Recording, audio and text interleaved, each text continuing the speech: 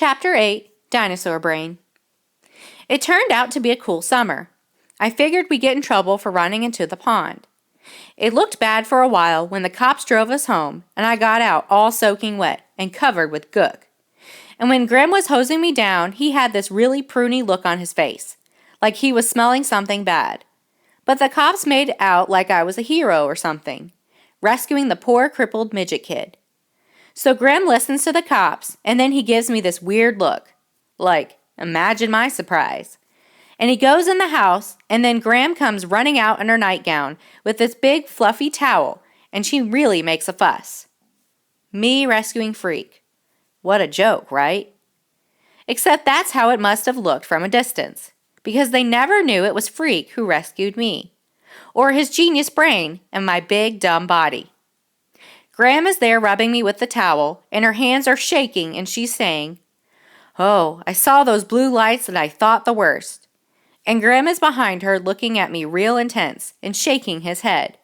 And he's saying, "Who'da thunk it, Mabel?" Which is some kind of joke because Graham's name isn't Mabel. Anyhow, they take me inside and the first thing Graham does is give me a bowl of ice cream. And Graham, he keeps shaking his head and he goes, "What this young man needs is a cup of coffee. Real coffee." And then he gets busy putting the filter in the machine and measuring out the coffee, and standing by while it drips through. And he's got this stern look like he's thinking deep thoughts. By the time I polish off the ice cream, Grim is handing me coffee in a china cup, from the set they never use. He gives me that cup like it's a really big deal. Maybe because I'm not allowed to drink coffee yet. And he's so Grim-like and serious, I open my mouth to say what's the big deal. "You really think this is my first cup of coffee?" "Yeah, right." And something happens, and the words come out. "Thank you, sir." And it's like I'm possessed or something. I have no idea where the things I'm saying are coming from, or why. I go, "Thanks for the towel, Graham, and the ice cream. Could I have sugar in the coffee? 2 teaspoons, please." And Graham claps his hands together and he says, "Of course you can, son." And it's like, whoa, because he never calls me that. Always Max or Maxwell or that boy. Next thing, he's clearing his throat and coughing into his fist. And Graham is looking at the two of us, and she gets this Graham-like glow. Like this is how it's supposed to be. The way things always happen on the Wonder Years. With the family getting all gooey and sentimental about some numb thing the bratty kid did while he's having all his wonderful years or whatever. Graham says, "I want you to promise me something, Maxwell dear. Promise me you'll keep away from the hoodlum boy and his awful friends. Nobody got hurt this time, but I shudder to think what might have happened." And Grim, bless his pointed little head, he goes, "Maxwell can handle himself. Can't you, Max?" Right. Max? Not son? Which is okay by me. "I can run," I say to Graham. "I see Tony D. That's what I'll do." "Good boy," Graham says. "I thought, because you're so much bigger than he is, well, you just do that, dear. You run away." "He's not running away," Grim says, real impatient. "He's taking evasive action, avoiding a confrontation. That's a very different thing. Right, Max?" I nod and drink my coffee without slurping and decide it's better not to mention that Tony D carries a knife. And he's probably got guns, too, because then Graham would only worry, and she's such a clunker when she's worried. Like I said, it turns out to be a pretty cool summer. Usually what I do is just hang around and look at my comic books and watch the tube, or go shopping with Graham if she really makes a fuss. I hate the beach because the beach is stupid. The cool crowd looking sleek and tanned, and aren't we gorgeous? And because if you saw me lying on a blanket, you'd go, "Hey, why is that albino walrus wearing sunglasses?" So mostly I just vegetate in the basement and pick my navel, to quote Grim, Mr. Belly Button Lint himself.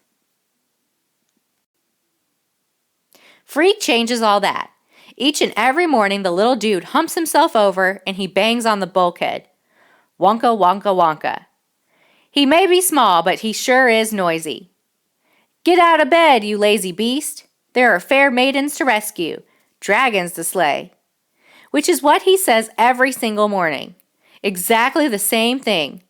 Until it's like he's this alarm clock. And as soon as I hear the wonka, wonka, wonka of him beating the bulkhead, I know what's coming next. Fair maidens and dragons. And Freak with that wake up the world grin of his, going, hurry up with the cereal. How can you eat that much, you big ox? Come on, let's do something. He's so full of ever-ready energy, you can practically hear his brain humming. And he never can sit still. Ants in the pants, I say one morning, when he's ready to yank the cereal bowl off the table. He's in such a hurry to do something. And he goes, what? And I go, you must have ants in your pants. And he gets this funny look and he goes, that's what the fair Gwen always says. Did she tell you to say that? And I shake my head and finish the cereal real slow. And Freak goes, for your information, there are 2,247 known subspecies of Hymenopteran insects, Latin name Formicidae, and none of them are in my pants. Which cracks me up, even though I don't understand a word he's saying.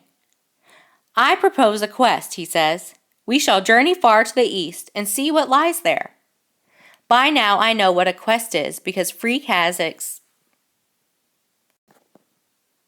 explained the whole deal.